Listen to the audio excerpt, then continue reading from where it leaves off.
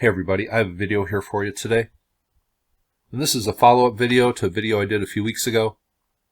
Ancient Abydos and the very ancient structures and what was found beneath what they call the mountain of Anubis. And there was a shaft leading down to a superstructure beneath this mountain. And I made this video here, the Devil's Punchbowl, where this just appeared to be very ancient and incredibly well made, and there just seemed to be a lot of questions. People were in here about 23 years ago, and they assigned this to the pharaoh Senroset just because of some inscriptions on some stelas and a small temple built outside of this place. But it just appeared to be one of these Egyptian pharaohs that comes along and finds a very ancient structure and tries to attach his legacy to it. And Senroset did that up at Dashur, and he was a very ambitious pharaoh, a very powerful pharaoh, but did he build this? Well, I thought I would take a look at the history of Abydos and what the history of this place is, according to the people who actually knew, the ancient Egyptians themselves. I've heard a lot of theories. People say, well, the Tomb of Osiris is the Osirian, right here. And this place is just a mystery. Down out back below the Temple of Seti. And this was written about. People were amazed at what they found, the huge megalithic blocks. This appears to be lower and much more ancient, and Seti stumbled across this and built his temple right out in front of it. That's just the way it appears. People say the Osirian, the only thing that really matches it is the Valley Temple in front of the Sphinx. As far as the workmanship and the uninscribed massive granite blocks down here, they say this is the Tomb of Osiris. Well, today we're going to decode ancient Abydos and tell you where the real Tomb of Osiris was. Now, first of all, what has been written about Senroset's supposed massive underground tomb complex at Abydos? Since it has been written about 23 years ago, when it was really rediscovered and excavated. It says the Senroset III complex has been interpreted as a royal cenotaph, a symbolic tomb built at Abydos to connect the deceased king with the god Osiris. Expression of the relationship between the dead king and Osiris appears to have been a fundamental element of this complex. However, there are no indications that it was constructed as a cenotaph. The complex was a fully functional royal mortuary establishment which maintained an offering cult like those associated with pyramid complexes. Interesting. Because this area here was really a symbolic alternative to what was up on the Giza Plateau, and I went over that in a previous video. But they say this wasn't the tomb of Senroset, this was a symbolic way to connect Senroset with the god Osiris. No, this is actually the Tomb of Osiris. Now I'm just going to read, and this is an article done by Darcy Clark, and I will leave a link below. But Abydos, let's just read a little bit about the history. It says, located 256 miles south of Cairo in Upper Egypt, Abydos, called Abju by the ancient Egyptians, is one of the most important and complex archaeological sites in Egypt. Activity at Abydos spans nearly 4,000 years of Egyptian history, from the burials of the kings from the first dynasty to important religious site of later Egyptian life, the cult of Osiris, which continued well into the Roman period. In addition to the knowledge gained from the royal monuments of the first Egyptian kings, archaeological excavations at Abydos have sparked a debate about whether human sacrifice played a role in the first dynasty royal funerals. Even though the site, in an area now called al-Qab, has been studied for over 100 years, and the buildings and burials at Abydos have remained an enigmatic puzzle for archaeologists and historians. And it says here 4,000 years of Egyptian history. Well, with some new findings over the past few years, that has gone back to 7,000 years of Egyptian history, at least, minimum, based on findings and research done at Abydos.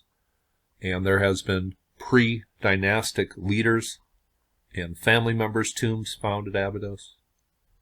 It says, the earliest First Dynasty royal burial discovered at Abydos was that of Hor-Aha, or Aha the fighter. Aha is thought to have succeeded Narmer, who began the First Dynasty, and is credited with the unification of Egypt circa 3000 BC. Aha's reign was marked by innovations and sophistication in early Egyptian architecture, including his mortuary complex.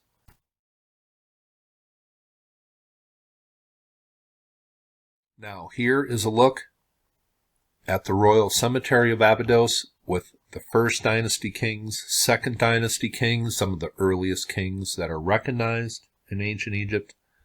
And they had tombs, and they had side burial niches for other people that seem to have died at the same moment that the king was interred. And there is suggestions that these people were killed or sacrificed to go along with the king in the afterlife. That is just a theory. But these tombs were not just a simple room. They had, niches and magazines, I guess they are called, or compartments all around them. And today, this is hardly seen at all above ground. This is what lies beneath the ground in one of the most famous royal cemeteries in all of Egypt. And here, this is all that remains today. And this is where it is located. It is located kind of in the northwestern part of Abydos, right here. Here is the entrance to the tomb, right down here, of Osiris. That I'm going to show you is proof positive of that in a second. But this is the royal cemetery of the First Dynasty kings, and you can't see much, but there is one that is kind of open, and you can see the individual rooms around a central tomb. And I have made a few videos on that, and you can find that in my Ancient Egypt playlist. Now, just going over the worship of Osiris and how it grew, and he kind of became the main god from Anubis around 4,500 years ago. And I might talk just a hair about that at the end here. But it says, according to the new belief system, immortality could be at hand as long as the person led a virtuous life, worshipped Osiris, and correctly performed the funerary rites. As Osiris' popularity grew, kings and common people came to see Abydos as a site of pilgrimage, which would increase their chances at eternal life. This was not because of the early dynastic or pre-dynastic burials at Abydos, but because of the assumption that Osiris himself was buried there. It is not known why the Middle Kingdom Egyptians came to think that Osiris's tomb was at Abydos, but they began excavation and renovation projects on pre-existing tombs in addition to building a new temple to honor Osiris. It says apparently they thought the First Dynasty King Jer's tomb was actually the burial place of Osiris because of a large basalt statue of the god dating to the late Middle Kingdom was discovered there during excavations by Emile, some French guy, in the late 19th century. And he stated, well, this is the tomb of Osiris. I don't think the Middle Kingdom Egyptians thought it was. There was a statue of Osiris found in a tomb there, but this Emile guy, he thought it was the tomb of Osiris. And then that kind of seeped its way into the myths of Osiris that were written about in the 20th century. So starting about 125 years ago, this area here, and it might even be this place here, was thought of as the tomb of Osiris.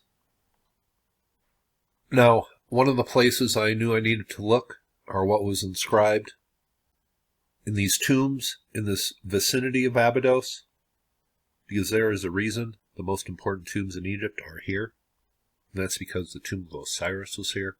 It says, yearly festivals were performed at Abydos, which celebrated the life, death, and resurrection of Osiris. Since the cycle of death and rebirth parallels the agricultural cycle, the Osiris Festival, called Ka-her-Ka, meaning sustenance upon sustenance, was held during the 4th month of the Nile flood, Kohoyak, that is the name of the month, when the waters receded, exposing the silt-covered fields ready for planting.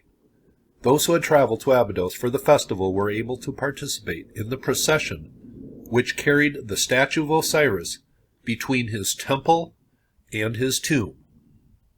And this is written about. The procession included reenactments of the stories of Osiris' life and resurrection. So that cancels out the Osirian being the tomb of Osiris, because the festival, it carried his statue between his temple and his tomb. And I think we can all agree that the Osirian is the temple of Osiris in Abydos. So there was a procession between his temple and his tomb. And I know there is a name for the place, and a lot of times we're reading these very, very ancient texts or copies of even much more ancient texts in Egypt. And there are names of places that we just have no clue. No clue, because they're not talked about today or written about today, and they're not referred to, as is today, like Rostov and Giza. Now here is what is inscribed on one of those stelas. I did all that His Majesty commanded in executing my Lord's command for his father Osiris, foremost of the Westerners. And that is exactly how Anubis is described in the Book of the Dead, or the Book of Coming Forth. But Osiris, he evolved into the most important god in Egypt. And this is just my theory, but something really bad happened after like the 4th dynasty, the 5th dynasty, the very old kingdom, the famous dynasty. There was a tremendous drought. There was famine. There was a lot of death in Egypt. And I just think they changed the gods because of that. So Osiris became the most important god. He took over from Anubis. But it says, I made him the portable shrine that carries the beauty of the foremost of the Westerners. And the Westerners is just the land of the dead, so that means the most important god of the dead. That just makes sense. And it just talks about the statue and making the statue of Osiris. And it says, I conducted the procession of Wepawat when he goes forth to champion his father. And Wepawat is just another name for Anubis. I repulsed the attackers of the Neshmet bark. I felled the foes of Osiris. I conducted the great procession, following the god in his steps. I made the god's boat sail, Thoth steering the sailing. I equipped with a cabin the bark. Truly risen is the Lord of Abydos, decked in his beautiful regalia. He proceeded to the domain of Peqer, and there it is. That is the name of the place where the tomb of Osiris is. I cleared the god's path to his tomb in Peqer. I protected Wen-Nefer on that day of great combat. I felled all his foes on the shore of Nedet. Now, Peqer, where is it? Well, there was a procession from the Osirian to Peqer, the tomb of Osiris. Now, where was Peqer? The identified place by the ancient Egyptian of the tomb of Osiris, well, that is a big question. And people writing about this, well, they're just not sure, but they assume it was that very, very ancient cemetery where the 1st dynasty kings are buried. But no, that doesn't make much sense. And this has been misidentified. A tomb in here was misidentified as the tomb of Osiris, and that kind of fell into history, and they just assumed that Peqer was this ancient cemetery. But let's just investigate this just a tiny bit more so we can get an exact location. Now, this is Osiris and the Egyptian Resurrection, Volume 2 by E.A. Wallace Budge. He talks about Peqer. But where was Peqer? This question has been satisfactorily answered by the extensive excavations of that French guy at Abydos, who proved that Peqer is a portion of the Great Plain of Abydos and lies about 1.5 miles from the Temple of Osiris, and which is known today by the Arabic name of al-Quab. And that is a misidentification based on her assumption that the tomb of Jur, or Den, one of these 1st dynasty pharaohs, was actually the Tomb of Osiris, and that improper identification has just seeped its way into history, it seems to me, as the identification of Peqer, which is wrong. Now, Budge goes into stelas that were found, and also the Book of Coming Forth by Day, the Book of the Dead, about Peqer, and just little hints about where it is. And I guess nobody was allowed to approach it. It says, and he allowed none to approach it, and that was a god who guarded this Peqer. But it says, the ground about it was called the region of offerings, the Holy Land, the mountain of Amentet. And remember, this massive tomb goes 170 meters underneath the mountain, clearly stating that the Tomb of Osiris was based at the mountain here instead of way off down here, off screen. It was based at the mountain, according to the earliest Egyptians. This massive shaft goes under this mountain 170 meters. This mountain was known, now it's known, I guess, as the Mountain of Anubis. But in text, it's called the Mountain of Amentet, or the Underworld, because that's where the Tomb of Osiris is, underneath this mountain, clear as day. Now, what went on in the Osirian? According to the ancient Egyptians, and this was all about a ceremony and about the resurrection of the king. And it's clear the Osirian is the temple and the tomb is the tomb. They are two separate places. But it all has to do with the boat and the king arriving at an ancient canal that no longer exists at Abydos, and that is clearly represented in hieroglyphs and in text. But it says, according to the ancient Egyptians, sacred rites in honor of Osiris, such as the raising of the Jed pillar ritual, were held in the temple. During this rite, a pillar representing Osiris was raised to the upright position, signifying his resurrection. During the New Kingdom era, construction on a new temple at Abydos was begun by Seti I and completed by Ramses II, the second and third kings of the 19th dynasty. While the temple was dedicated to 6 major gods, the deified Seti I, it included special chambers where the Osirian mysteries could be performed. Seti I is also credited with building the enigmatic building called the Osirian, which is located behind the temple. And he didn't build it, he just came across it. And he wanted to attach his legacy to it. 2 totally different styles of building.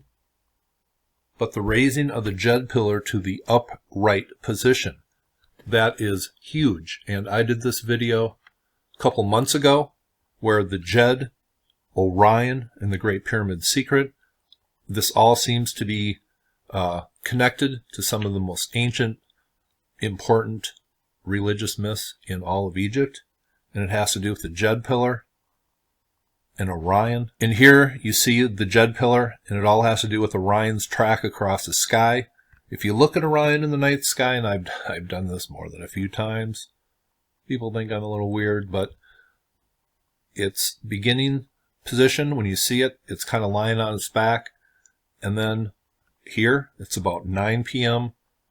I look up, and it's in a perfectly upright position, and this signified the king's resurrection. And here you see the king of the Jed pillar actually striding, and that connects it with Orion, and the text here connects it with Orion.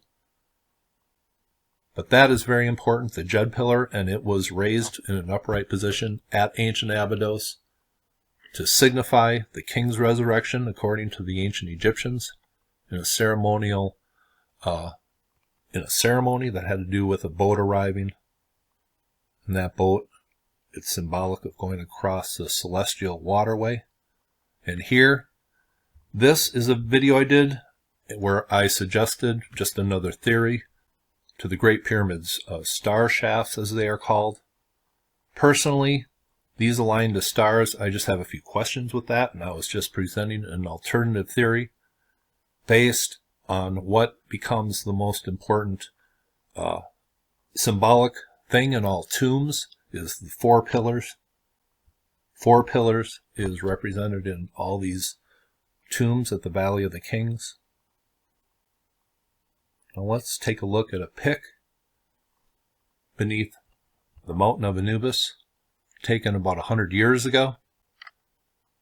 And here I suggested that there might have been an actual base of one of these unfinished pyramids around this tomb entrance.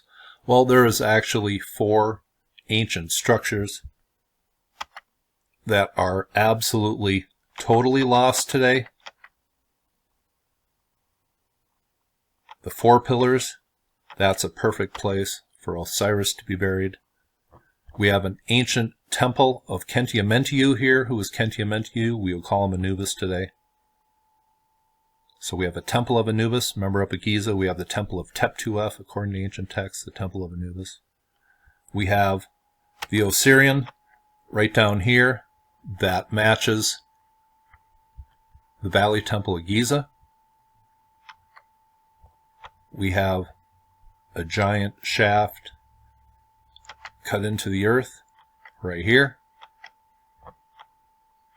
Not maybe a giant shaft compared to some of those others, but there is a shaft leading down to a massive complex, exactly where the ancient Egyptians tell us Peqer was, at the mountain of Amentet, the mountain of the underworld. And these ancient Egyptians, the glyphs used to spell out Peqer in these shrines from these tombs, well, the glyph that looks like it's used as a determinative as how to interpret Peqer, well, it is located under the glyph for the holy mountain. I think the ancient Egyptians are telling us that Peqer is here, the mountain of Amentet, the underworld, under the holy mountain.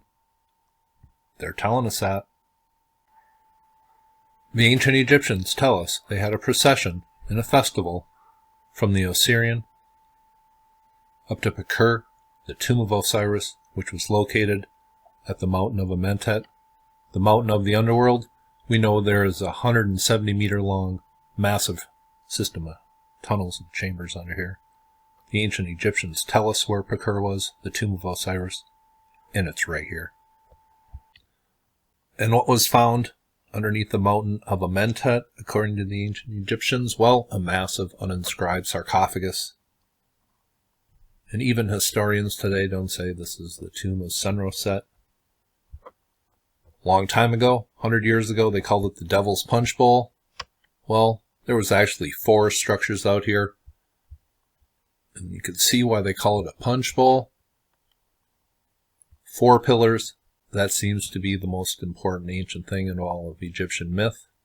And here you see how the Jed pillar, which represents the backbone of Osiris, is actually a representation of the 4 columns, the 4 pillars here. I go over it in the Jed and Orion video.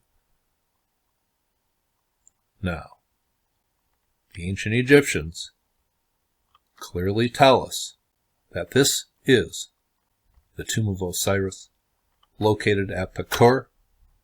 They had a procession from the Osirian up to the tomb of Osiris. It was at the base of the mountain of Amentet. Seems that Abydos was a southern representation of Giza, maybe in very, very early pre-dynastic times when there seemed to be a division in north and south, because in the first dynasty, Narmer seemed to unify the north and the south. I've babbled way, way, way too long. That is the history of Abydos. I got stuff to do. This video is way too long, but I hope you enjoyed it. That's the tomb of Osiris.